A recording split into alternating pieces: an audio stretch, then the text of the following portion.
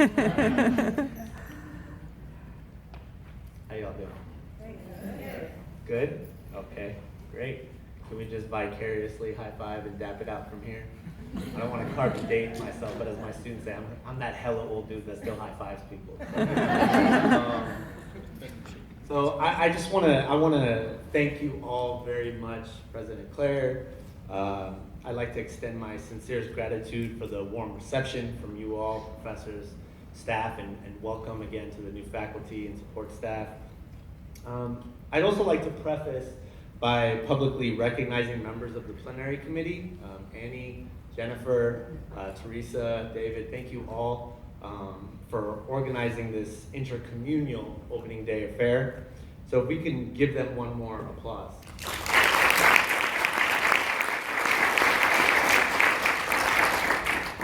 What's more, congratulations to the CSM community members for another year of growth, evolution, and most importantly, inquiry. I'd like to speak candidly today because I think inquiry is at the epicenter of what constitutes achievement. And you can see from my title, the original title of my workshop was, or of my address rather, was Achievement is a Big Ol' Lie. And I thought that was a little too harsh in that it's not so much that I think that we use achievement as a pejorative. It's that I believe in the potential of achievement. I believe in the cosmic, ethereal, and instrumental potential of achievement. And I believe in the power of achievement to combat oppression. But too often, definitions of achievement are used as a tool to enforce and amplify oppression. And I think that myself included, there oftentimes we aim to subvert the very constructs of oppression that we perpetuate in our classrooms, in our programs, and it's very often also implicit. So today we're going to uproot some of that, and hopefully if there's time, I've allotted some time in my presentation for Q&A. If there's questions, I can also take them offline in my workshop in room 468 immediately following this address. So to that end, let's start. I want to hone our ballistics onto inquiry. Okay, so after all, inquiry's been known to transform societies from once what was known as a flattened earth, confined by its own heuristics, to one where knowledge of the double helix, Drake versus Meek Mill memes, cartoon emojis, 140 character Twitter verses are all now assumed to be fairly common, if not standardized knowledge in more privileged subpopulations. In my role as faculty, dean, director in school to prison pipeline, or as I call it, carceral studies researcher, inquiry for our purposes this morning, I'm defining inquiry as contesting knowledge, has been a deeply polarizing term. A term which in the history of higher education has been as transmogrified and hotly debated as any hip-hop MC battle or searing discussions converging the theses of Antonio Gramsci and Michel Foucault, as hegemony and as being adaptive, or as contested as Audre Lorde and Sonia Sanchez's respective analyses of feminism being intersectional, or as hotly contested as Huey P. Newton and Kwame Ture's dialectic of liberation, which contend that since achievement has no terminal velocity or inherent stop sign, but is a constant struggle, then struggle from oppression is a constant achievement. Some say the purpose of achievement cannot be to stop achieving, but to proliferate and codify the ideals of achievement. I say that achievement is a tool of distancing and position. It strains our positionality from one another as human beings, including our students, as much as it supplants esoteric and mythic spaces of so-called underachievement. How many of you like that term? Right? A nomenclature of violence has been tethered to achievement that has for centuries justified apartheid in our schools. So back to a lighter topic. Inquiry, which undergirds and propels our expectations as well as our self-imposed quest towards this illusory carrot called achievement. Now, as we magnify the word achievement, I'm sure many of you can and have waxed eloquently about its many constructs, overlapping definitions, and would with gusto and palpable confidence, I'd estimate, cite a myriad of theorists, practitioners, and maybe even your mentors of yesterday. However, in the interest of remaining succinct and student-centered, let's just start and end with social justice. So inquiry as a catalyst is at the epicenter of today's address, and I want to not only refer to the questions asked in each of your classrooms and support programs, but also who's authorized to ask those questions, whose knowledge centers the questions, the blind spots left by those questions we unwittingly don't ask, the power dynamics left unearthed by our lack of imagination, will, and at times, outright denial that inquiry is also a proxy for power. I'll say it again, inquiry and power are correlated. Would you agree? Assumed to be polar opposites, like casinos and daycare centers, unless there's daycare centers in casinos, in which case I wouldn't know. Power and inquiry are actually inextricably linked to one another throughout the annals of higher education. I'd like to stop here and make a contrast between politicizing academic achievement, which insists that students think as we do, versus political academic achievement, which through dialogue teaches students about power and social responsibility. And power liberates, as well as represses, erases, and denies the humanity of so many students in our communities that radically intersect, which I think was underscored by President Claire's example in the photograph of his daughter and her colleagues at her wedding. One need not venture too far back in the time machine to make clear connections between the legacy of achievement and political consequences, and I'll give you a few examples. We look to the watershed 1954 Brown versus Board decision, which was lauded as this groundbreaking achievement. However, here we go. It was purportedly meant to integrate communities, but was subsequently followed by the mass termination of Black faculty from primary and secondary institutions because their credentials did not achieve a normal standard of success, or the Dred Scott Law of 1857 that disqualified diasporic African peoples of human rights under the auspice of colonized achievement, or the ratification of the Discovery Doctrine in 1823, which prohibited land authority to indigenous communities until they, and I quote from the doctrine, revoked their relationship with their uncivilized and untrained native schools. All three of these political decisions represent a fallacy that history and policy will reframe achievement in equitable ways. These three laws, while vastly variegated in scope and politics, operated under a standard framework of achievement. But I ask you, whose quotient of achievement constitutes the status quo? How can that achievement be reproduced, industrialized, and transmitted in mass? It is these questions, along with many others, that can penetrate the glass house we've created, perhaps unintentionally, to confine and hijack the myth that achievement is a monolith. Despite the fact that our students are progeny of human beings, our sons and daughters, are beautifully and endlessly, as President Claire mentioned, complicated. Therefore, it stands to sound logic that achievement is also complicated. In this regard, achievement remains at the forefront of our mission as educators at CSM. But please pause to note, and if need be, hand a tattoo this on some appendage that's readily visible. As you deploy on your missions to usher a new cohort of students at CSM this year, remember this: achievement has been and is currently weaponized to deny the sanctity of humans in latent and blatant ways. And I'm not saying that with any accusatory inflection or watermark, but I'm here to say that we must be aware of these cautionary tales so we don't unintentionally proliferate some of these same inequities. We must make sure to be aware of these causal landmines so that we do not fall prey to ahistorical, apolitical, and egregiously minimizing Venus flytraps of achievement. That achievement is this one universal module. So achievement as justice and justice and achievement are the players, and harmonized campus community at CSM is the end game. Now I ask you to indulge me and ponder this question.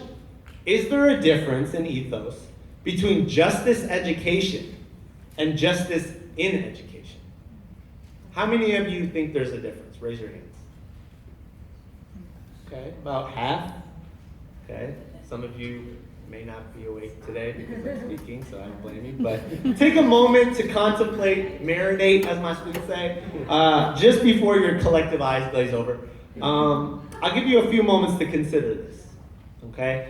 Now, with that open-ended question, I'd say that the latter paradigm of education privileges certain members of our educational caste with the opportunity to opt in and out of justice-related matters as they see fit, of their own volition. The former, however, justice education, provides a sterling example of possibility. The possibility to achieve ownership over spaces, ownership of questions asked, from rubrics and syllabi in their classrooms, to discussions and final projects. They all emerge to highlight justice as education itself, politically charged and socially disruptive. All disruptions are not bad. We must welcome the possibility of these disruptions in our classrooms. If justice is going to be the hallmark of this college and the pillar upon which our students compose a community awakened to its harsh realities. Let's examine achievement again through a case study. Here's the first slide. Hopefully this works. Wish me luck.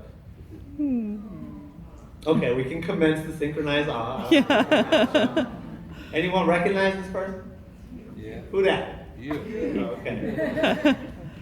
My mom didn't remember this photo, and she likes to tease me. I said, Mom, put in this photo in my keynote tomorrow. She said, was that taken out of like a frame from like Ross? You know when you buy frames from Ross? They have like this random family, and they just look so happy together. You're like, hey, it's my family.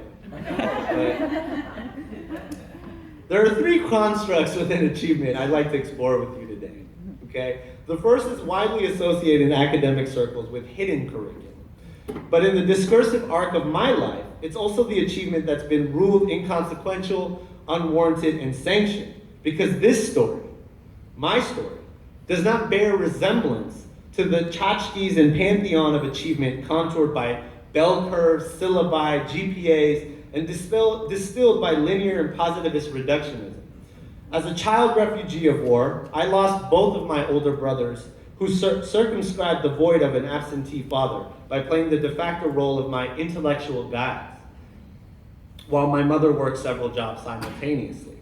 These avenues were virtually left unexplored in college as I struggled to galvanize my own intersectional sense of community, much less my sense of value as an intellectual commodity in our transactional school system. Now fast forward 2 decades. I had soon come to the stark realization that achievement, much like this esoteric term called rigor and GPA, precipitates sorting and elucidates patriarchal and capitalistic values, that some students are more valuable than others. However, achievement has the potential to include rather than triage and exclude. It can redefine our cursory legacy of which humans are meant to be canonized and celebrated. Achievement in itself is a political calculus formulated to structure a community in the vision of its architects. So who are these architects? They're sitting around in this room. You would never know from the photograph seen here that my achievement in school, because it was never a topic of discovery in the classroom, was despite an identity textured with the unusual in Western perspectives of someone who has also seen this. This photograph bears witness to my house, which was eradicated by an F-16 missile 2 months after my mother and I fled for a refugee camp in Berlin. Which brings me to my second point. But before that, I want to mention parenthetically, not to get too Dr. Phil with y'all, out of tragedy, achievement can also be home. And several years ago, my mother and I bought that land from the government. We opened an orphanage for illiterate Afghani refugees. And this is something that has allowed me to keep in touch not only with my community cultural wealth, but has allowed me to really reframe what achievement and underachievement means in the arc of my own life. So, In the epistemology of achievement, that which easily cannot be measured cannot be dismissed. Thus, rather than measuring the value of our achievements in class, we must make habitual to the measurement of our values, lest we undermine and squelch the experiences of students who may feel stigma for bearing witness to stories rich with perspective. I'd also like to issue a friendly caution that while some achievements may dearly seem like immutable truths, if not assumed edicts, someone just now exposed to the ocean may not venture to even the shallow side of the pool without a life jacket, and that the opportunity to inquire about its depth, its contents, and the reflection of themselves they see mirrored in the water is sometimes an achievement itself. Finally, any construct of achievement must consider the conditions from which achievement is born, the ecology, the environment in which achievement as a mode of inquiry is espoused. Because, and this is something I remind my students from San Quentin and Juvenile Hall to Hip Hop Chess and Laney, that our individual achievement is both reality and myth. Yes, we achieve as individuals, but in the dialectic and conduits towards achievement, they are all paid by a broader influence of people and programs. And that machine, that broader influential machine, has been called everything from ideology to hard work, and as well as even sheer luck. But what do we know is that no one achieves in a vacuum or in isolation. Thus, reframing achievement is the nucleus of defining community, and hence the title of my address today. So, to the professors in the room and support staff, practitioners, I want you to think of your programs and classrooms as a dinner party. Okay? Hopefully we aren't imagining with an empty stomach. But your dinner guests at the table may sit down together, but eating, much like achievement, requires relationality, social positionality, and culinary pluralism to meet everyone's dietary restrictions and palates. Now replace the word dinner with shared school space, and replace the word guests with whom? Students, as well as community members. Another hypothetical. If James Baldwin, Toni Morrison, Albert Camus, Dolores Huerta, Tupac Shakur, and William Shakespeare sat around the supper table, no, this is not a mama joke, could these brilliant individuals learn from the collective wisdom at the table? What are your thoughts? Feel free to nod, okay? Some of you are clairvoyant, you were already nodding. I appreciate that. So perhaps what we conflate as achievement gaps, a term that I find to be violent at worst, are quite often emblematic of social partitioning and the de facto conditioning of achievement as only adhering to white male wealth in Skinner-esque fashion. It is this conditioning that would prevent the likes of Tupac Shakur and William Shakespeare, two pioneers in their own respective eras and spheres of praxis, from having anything to talk about, from calibrating an understanding of the connection between hip-hop lyricism, social commentary, and iambic pentameter. In other words, context matters. I'll say it again. Context matters. That may sound trite, hackneyed, and rhetorical to some of you, and I hope it does. But too often, it's neglected as inconsequential in our classrooms. So why does conditioning or context, in terms of achievement, matter in this larger framework of higher education? Well, riddle this. How come boiling water softens a potato but hardens an egg? Potatoes are boring, so. Because context matters. Achievement isn't an immutable truth. It's a fluid compendium of interloping expectations, mangling student identity into conformity. A saturation of media images like the movie Blindside, Freedom Riders, and Dangerous Minds sells this illusory trope of a privileged missionary with an adorably patterned cardigan who intends to save the deficit-based students in an economically blighted and racially quarantined town. She's there, or he's there, to save these students. From who? From themselves? Now, we must look back and look past this propaganda and stop saying that we empower our students to achieve. You don't give first-generation students like me, low-income students like me, students of color like me, power. They are not power deficient. We are not sub-power. You recognize, you amplify, you refract their power that already exists, but is rendered inert. We cannot think about higher education without interrogating the long-standing structural issues that have persistently and at times unapologetically suppressed the inquiry, expression, and voices of people in this continent. We owe it to our students, particularly ourselves, if we fancy ourselves to be lifelong students, which I do, to redress the structures that reflect our values of achievement. We are still in need of evolution as educators. And one thing I really, among a myriad of things I appreciated, including the levity from President Claire's presentation, is that he mentioned that learning is not divested as we get older. We are more cognizant of our learning as we get older, so we can keep learning. I respectfully urge you to continue aligning yourself with a line of inquiry that makes a difference in your lives and delivers the justice you seek in your classrooms. But most importantly, provides the sufficient transformation that allows us to do this work without perpetuating that which we seek to subvert. Problematizing achievement does, intentional or not, exclude communities that have been socially engineered to become problems. They are turned into that which is erased and ghettoized to be left from this narrative. We think of achievement as objective, therefore our students become objects and our classrooms become blunt instruments.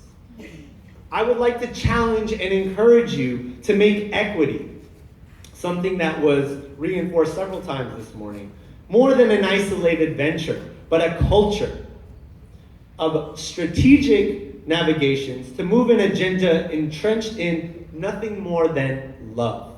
Love of student power as reflective mirrors, love to create virtual communities as well as physical communities to gut oppression like fat from high-grade beef. Here's another anecdote in my brief Oprah moment with y'all. When I first moved to the United States, my name's always been read from right to left. And so many students and teachers asked, in your country, do they write and read backwards? And, achievement, much like identity, is not ahistorical.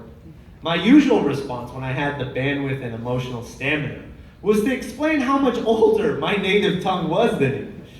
Thus, one could argue that by default of chronology, English was written inversely or backwards.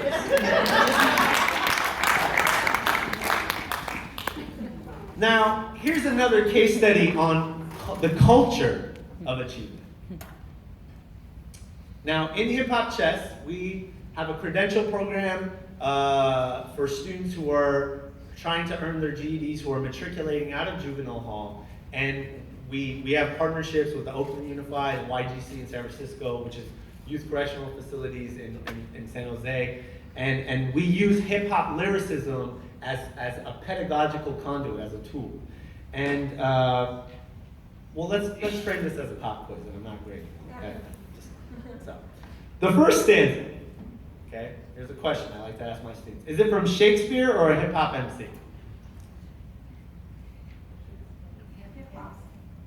Okay. What about the second? And you can all see it in the back, folks in the back? Can I get a thumbs up if you can see it? All right, cool.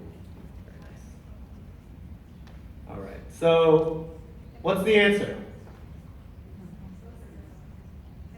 Both are from hip hop, okay?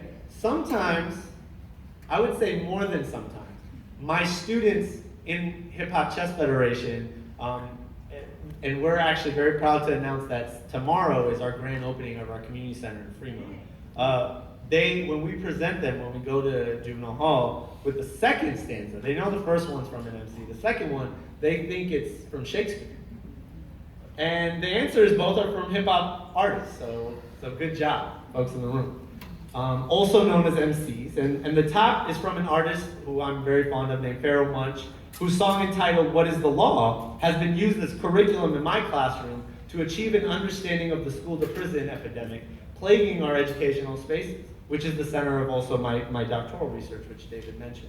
The second stanza is by a member of the hip-hop group called Wu-Tang Clan, an artist named Jizza, and the song is titled Divine Icicles.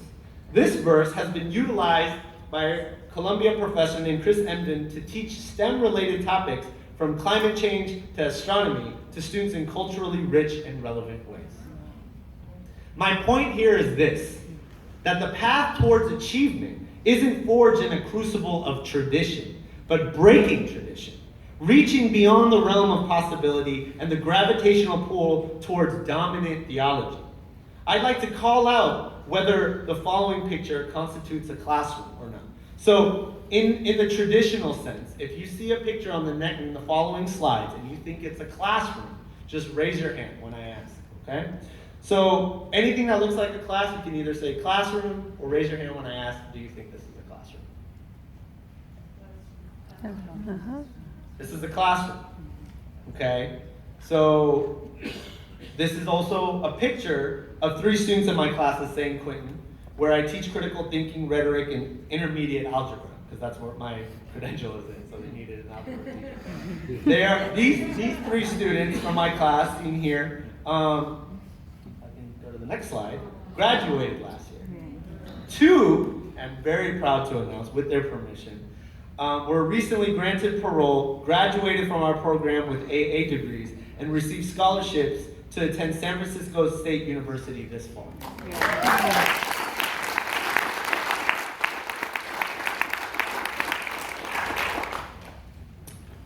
So next slide. Classroom. This was a class I was teaching at Skyline. Next. This is a traditional class? Yeah. Yep, hip hop chess. This is actually at our Rock the School Bells event. I was leading a workshop demonstrating just a cross section of what we do with hip hop chess, but it's what may constitute as a classroom setting. So, you know, I think that for many of the students, they asked afterwards whether or not just even the way that the seats were situated is how we run our classes, because they knew something just didn't feel right. So, next slide. This is a picture of a studio sound line. Is this a classroom? Can it be a classroom? Yeah. Okay, that's right. So in our hip hop chess program, we teach students about sound engineering, music production, lyricism, poetry, and much more. And I ask you, this is a classroom because people are learning. Excellent answer. So, one more. Students playing chess. Classroom. It can be, okay? This is a classroom. Chess has been shown in studies from Howard University in the 1970s to Stanford University as recently as 2010 to raise math and reading achievement scores exponentially, but also boost critical inquiry. So does the classroom drive the achievement metrics, or does our vision of possibility drive achieving new concepts of a classroom? Final slide. Is this a classroom, a courtyard, or a mosque?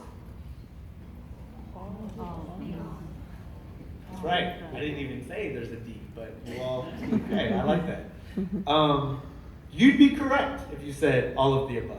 So while we, I would say, adorn ourselves in the West as proverbial trailblazers of educational access, the very first credential granting institution of higher education ever recorded by UNESCO and the Guinness Book of World Records, and it's still operating and granting credentials, was founded by an African woman named Fatima Al-Fahidi in Morocco in the year 859. That's where higher ed comes from. So in this part of the world, when we think of higher education, we think of historical constructs of achievement. We think of Plato's Republic. When I was in my credential program, I had to read that book 3 times. But why? Why not Pan-African studies? Now, I will make an argument that may not be sound to many of you, but I would say that if it stimulates you to really venture beyond the realm of possibility in terms of what you may have on your syllabus and welcome your students to add to the syllabus as they see fit. So, Pan-African studies. Why not teach Pan-African studies even though it isn't the bedrock in which higher education is grounded here when we think about Greece and Socrates and Plato's Republic? So, look at how many miles separate Greece and England. Yet, English universities have no problem teaching students that Plato and Socrates are their intellectual ancestors. That yet, even though Anglo-Saxons didn't directly descend from Greece, it shouldn't then be absurd for black and white and brown and many other diasporas to learn about Pan-African philosophy and history. This includes the Book of the Dead, the Senegambia, the Moors, Kemet, Kingdoms of the Nile, Kush, Nubia, the Mandingo Empire, Deuce Muhammad Ali, Henry Sylvester Williams. I could go on. But the battle for Pan-African narratives is not a battle simply for inclusion for one population. It is the battle for inclusion of what the definition of achievement means. Thus, achievement is embedded in the recognition of our identities. So consider this. The Great Pyramid. The Great Pyramid alone, bless you, is comprised of 2.3 million stones. If you took each of these stones apart and placed them in a row, they would stretch 2/3 of the way around planet Earth. Meanwhile, before the advent of lasers, each stone was cut to a degree of accuracy of 1/1000th of an inch. Well, what does that mean? It means that achievement is found in human will and imagination, not in metrics. Metrics, like rice, can either be a meal or a celebratory token at a wedding. It serves whatever purpose you intend for it. But reframing achievement requires the belief that students can achieve in spaces that reflect their cultural languages, even if those spaces include a blank wall with nothing but spray paint. Knowledge is born on that wall, irrespective. Case in point, in 1978, Japanese scholars ran an experiment to rebuild the achievement known as the Great Pyramid with modern technology, lasers. But guess what? They failed. Their pyramid toppled. Why? Because synthetic achievement, no matter how verifiable, isn't meant to last. It's only meant to last until the semester's over. Ever walk out of a final thinking, what did I just do? Or what did I just write in that blue book? Or how did I know that was the answer? Because you immediately walked out. It was like you walked into a time portal.